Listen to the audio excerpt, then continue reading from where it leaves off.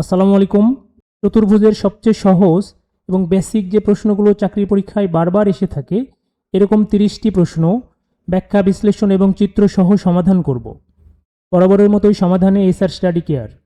1 নম্বর প্রশ্ন, চতুর্ভুজের 4টি কোণের সমষ্টি কত? চতুর্ভুজ বা কোয়াড্রিল্যাটারাল হলো 4টি বাহু দ্বারা সীমাবদ্ধ ক্ষেত্র। তো আমরা মনে করি এটা একটা চতুর্ভুজ যার কোণ হচ্ছে 4টি। তো এই 4টি কোণ, সবগুলো কোণই হচ্ছে 90 ডিগ্রি করে যদি আমরা ধরি, সবগুলো কোণই 90 ডিগ্রি করেই হবে এখানে। তো 4 9 হলো 36, 360। তার মানে চতুর্ভুজের 4টি কোণ সবসময় 360 ডিগ্রি হবে বা 4 সমকোণ হবে। আমরা জানি এক সমকোণ সময় 90 ডিগ্রি, তাহলে এখানে 90 ডিগ্রি আছে 4টা, মানে 4 সমকোণ। তাহলে চতুর্ভুজের 4টি কোণের সমষ্টি সবসময় 4 সমকোণ। একটি চতুর্ভুজের 3 কোণের সমষ্টি 280 ডিগ্রি। চতুর্থ কোণটির মান কত? এটা একটা চতুর্ভুজ যার হচ্ছে 3টি কোণ, এই 3টি কোণের সমষ্টি হচ্ছে 280। তাহলে চতুর্থ কোণটির মান কত? আমরা জানি চতুর্ভুজের 4 কোণের সমষ্টি হলো 360 ডিগ্রি। এখান থেকে যদি আমরা এই 3টি কোণের 280 ডিগ্রি বাদ দিই, তাহলে থাকবে হচ্ছে 80 ডিগ্রি। তাহলে চতুর্থ কোণটির নম্বর 80 ডিগ্রি। কোনো চতুর্ভুজের বিপরীত কৌণিক বিন্দুর সংযোজন রেখাংশ দুটির প্রত্যেকটিকে বলে। এটা একটা চতুর্ভুজ। এই চতুর্ভুজের বিপরীত কৌণিক বিন্দুগুলোর সংযোজক রেখা, অর্থাৎ আমরা যদি এখান থেকে বি এবং ডি যোগ করে দেই, এখান থেকে হচ্ছে এ এবং সি যোগ করে দেই, এগুলো হচ্ছে বিপরীত কৌণিক বিন্দুর সংযোজক রেখা অংশ। একটি হলো এসি, অন্যটি হচ্ছে বিডি। তো এই এসি এবং এই বিডিকে বলা হয় হচ্ছে চতুর্ভুজের কর্ণ বা ডায়াগোনাল। তার মানে চতুর্ভুজের বিপরীত কৌণিক বিন্দুর সংযোজক রেখা অংশ হচ্ছে কর্ণ। খ নম্বর কর্ণ।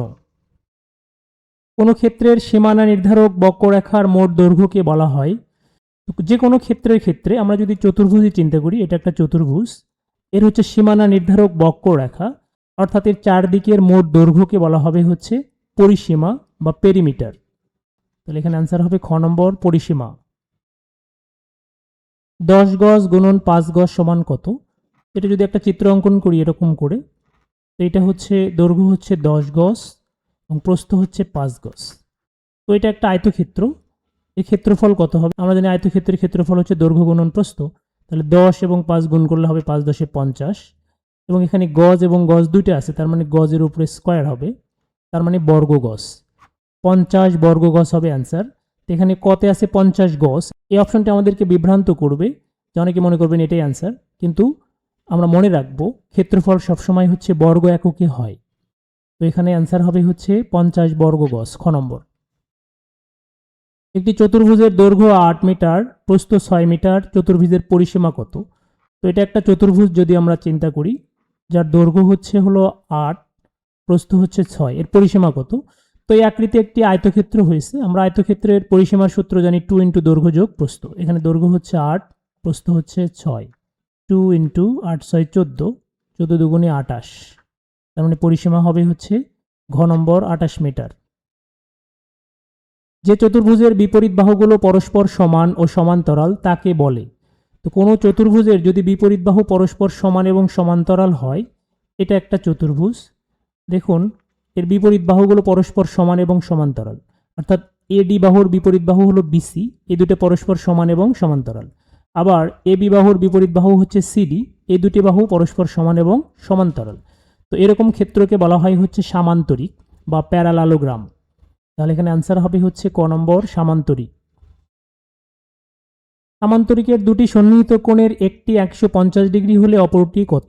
আমরা এটি চিন্তা করি, এ বি সি ডি একটি সামান্তরিক, এর একটি কোণ, সন্নিহিত একটি কোণ হচ্ছে 150 ডিগ্রি। তাহলে আমরা ধরলাম যে সি কোণটা 150 ডিগ্রি, এর সন্নিহিত অপর কোণটি কত হবে?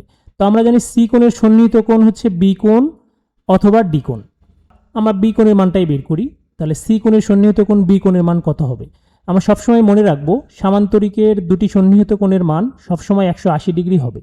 তাহলে দুটো যদি 180 হয়, একটা যদি 150 হয়, তাহলে এটা হবে হলো 30 ডিগ্রি। তাহলে সন্নিহিত এই কোণের মানটা হবে হলো 30 ডিগ্রি। ক নম্বর 30 ডিগ্রি। 9 নম্বর প্রশ্ন, এবিসিডি সামান্তরিকের বি কোণ সমান 100 ডিগ্রি হলে সি কোণের মান কত? এটা একটা সামান্তরিক এ বি সি ডি, যার হচ্ছে বি কোণ সমান 100 ডিগ্রি, এই বি কোণ হচ্ছে 100 ডিগ্রি। তাহলে বলা হচ্ছে সি কোণের মান কত? এই সি কোণের মানটা কত হবে সেটা আমরা বের করব। তো আমরা এখানে দেখতে পাচ্ছি এই বি কোণের সন্নিহিত কোণ হচ্ছে সি কোণ। তো আমরা জানি সামান্তরিকের সন্নিহিত কোণের যোগফল সবসময় সম্পূরক হয় পরস্পর, অর্থাৎ দুটার যোগফল 180 ডিগ্রি হয়।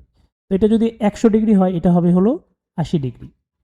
তার মানে সি কোণের মান হবে হচ্ছে 80 ডিগ্রি, ঘ নম্বর 80 ডিগ্রি।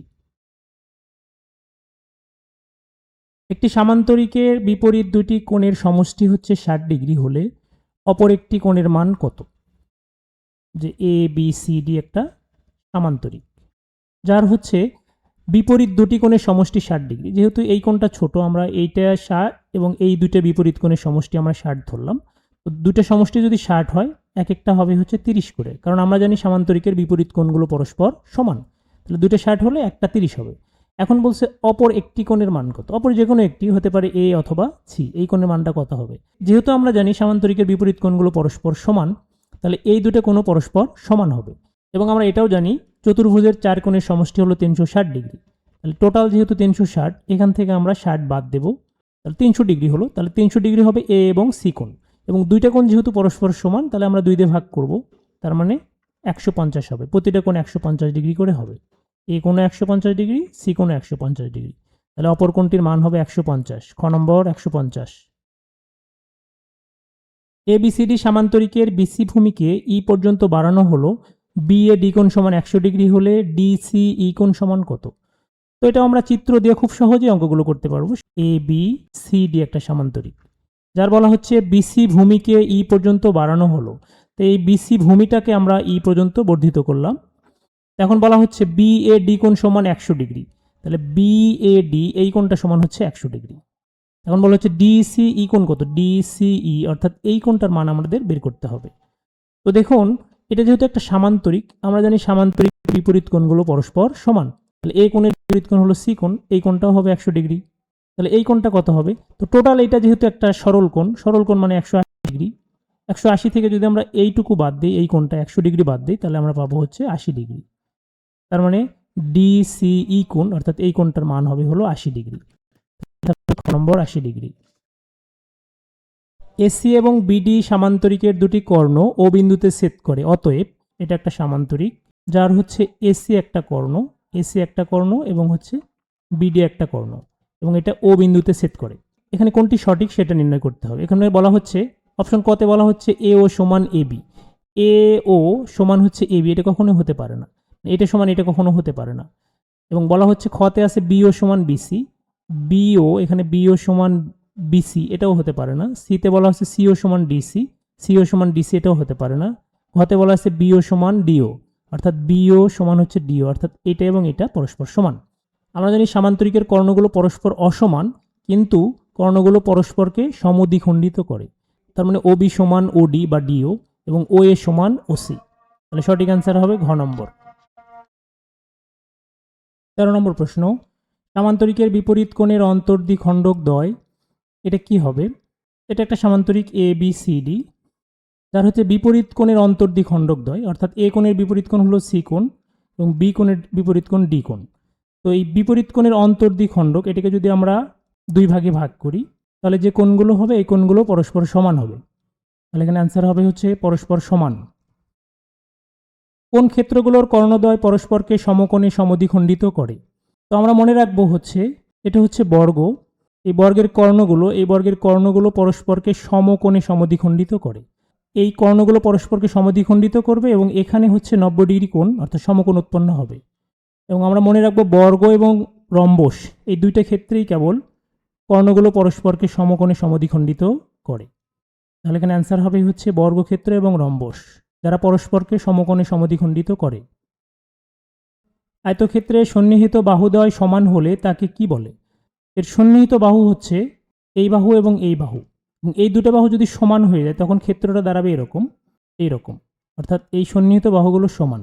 তার মানে আয়তক্ষেত্রে সন্নিহিত বাহু সমান হলে সেটা বর্গক্ষেত্র হয়ে যায়। তাহলে এখানে অ্যান্সার হবে ক নম্বর, বর্গক্ষেত্র।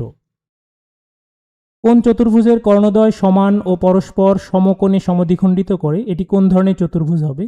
তো আমরা জানি বর্গক্ষেত্র এবং রম্বসের কর্ণদ্বয় পরস্পরকে সমকোণে সমদ্বিখণ্ডিত করে। তো এখানে যেহেতু রম্বস নেই, বর্গক্ষেত্র আছে, তাহলে এখানে অ্যান্সার হবে ক নম্বর, বর্গক্ষেত্র। একটি বর্গক্ষেত্রের এক বাহুর দৈর্ঘ্য এ হলে এর ক্ষেত্রফল কত?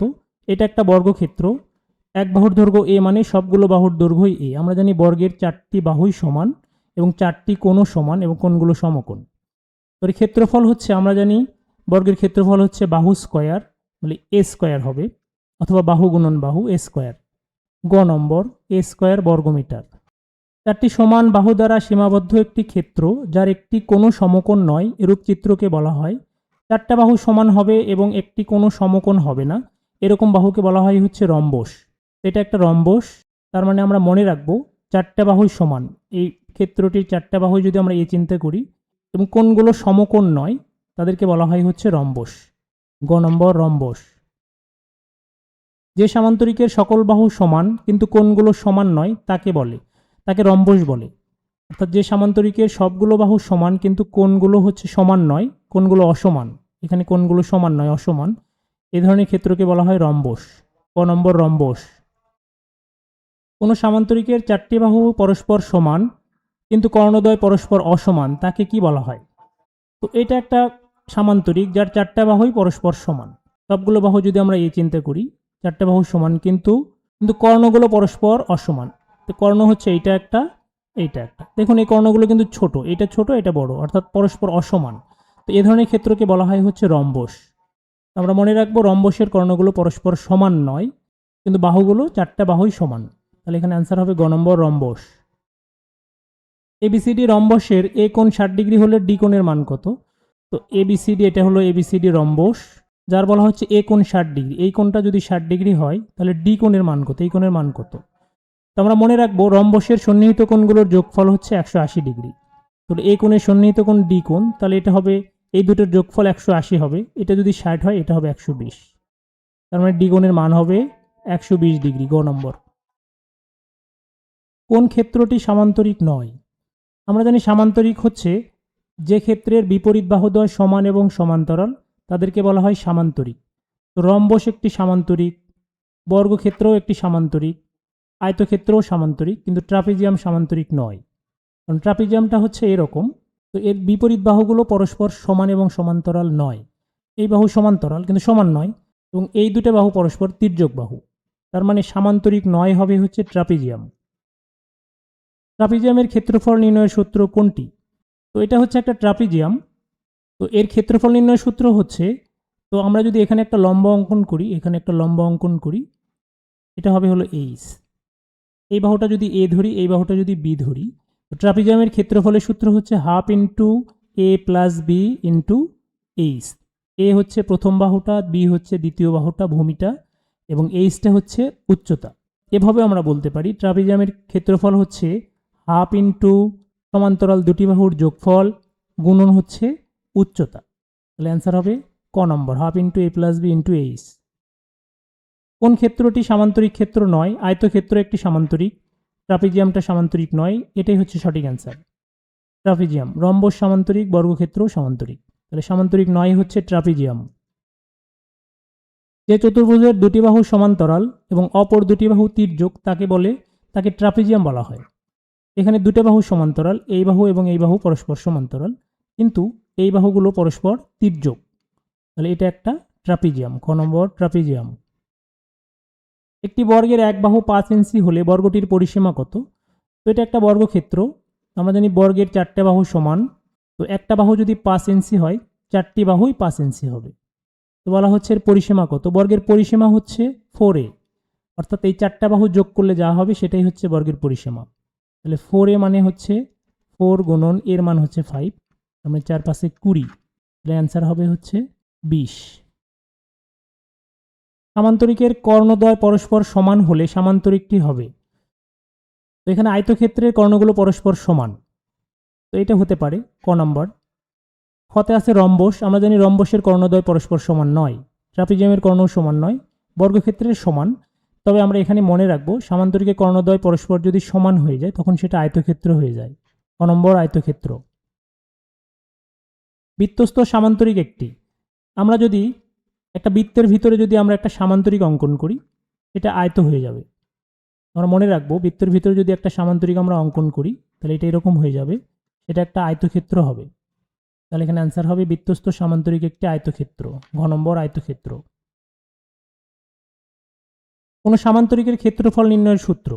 তো সামান্তরিক, এটা যদি একটা সামান্তরিক চিন্তা করি আমরা, এর ক্ষেত্রফল হবে হচ্ছে ভূমি গুণন উচ্চতা। এটা হলো ভূমি, এখানে উচ্চতা হলো, এখানে যদি আমরা একটা লম্ব অঙ্কন করি এটা হলো উচ্চতা। তাহলে সামান্তরিকের ক্ষেত্রফল হচ্ছে ভূমি গুণন উচ্চতা, ঘ নম্বর ভূমি গুণন উচ্চতা। বৃত্তস্থ চতুর্ভুজের একটি কোণ 90 ডিগ্রি হলে উহার বিপরীত কোণের পরিমাণ কত? আমরা মনে রাখবো বৃত্তের ভিতরে যদি আমরা কোনো চতুর্ভুজ অঙ্কন করি, এটার হচ্ছে বিপরীত কোণগুলো পরস্পর সমান হবে। তাহলে একটি কোণ যদি 90 হয়, এটা যদি 90 হয়, এর বিপরীত কোণ হবে এটা, এটাও 90 হবে। তাহলে একটা যদি 90 হয়, অপর কোণটিও 90 হবে, গ নম্বর 90 ডিগ্রি। ভিডিওটি যদি ভালো লেগে থাকে অবশ্যই চ্যানেলটি সাবস্ক্রাইব করবেন, ভিডিওটিতে লাইক, কমেন্টস এবং শেয়ার করবেন। কমেন্ট বক্সে ডান লিখতে ভুলবেন না। ধন্যবাদ।